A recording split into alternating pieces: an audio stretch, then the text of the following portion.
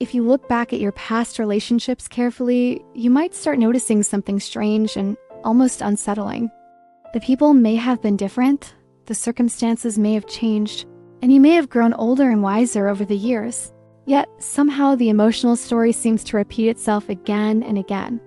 Perhaps you often find yourself falling for partners who are distant. Maybe you always become the one who gives more effort, more patience, and more love than you receive in return. Each time it happens, you promise yourself that the next relationship will be different, yet somehow the same emotional pattern quietly returns. To understand why these patterns repeat, it helps to imagine the mind as a garden that has been growing since childhood. Over time, those seeds grow into trees, vines, and pathways that shape the entire landscape. Eventually, the garden becomes a complex maze. Relationships often follow the same principle. The emotional pathways we learn early in life quietly guide who we feel attracted to. One influential idea comes from attachment theory. Psychologist John Bowlby proposed that the bond with a caregiver forms a blueprint for later life. In the strange situation experiment, researchers observed how children reacted when their mothers left. This revealed different attachment styles.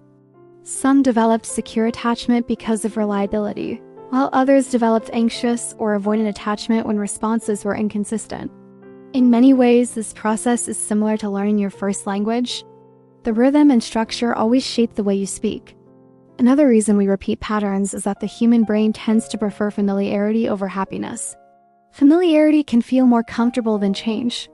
If someone grew up where love was unstable, their nervous system may become accustomed to that rhythm. Calm relationships may feel strangely uncomfortable.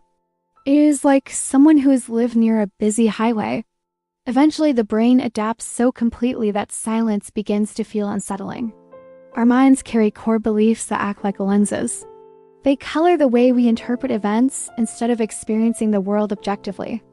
A delayed message may feel like proof of rejection, while a small disagreement may feel like evidence that the relationship is about to collapse. Sigmund Freud described this as repetition compulsion, recreating painful experiences as if the mind is trying to replay the same story. One explanation is that the mind is trying to resolve something unfinished. We may unconsciously be trying to rewrite an earlier story. There is also a biological explanation. The amygdala plays a key role in detecting threats and storing emotionally intense memories. This process is like a smoke detector that becomes overly sensitive. Even a tiny puff of steam can activate a massive emotional alarm. Understanding these patterns is enlightening, but awareness alone doesn't change them. Relationship patterns are emotional habits stored in the nervous system.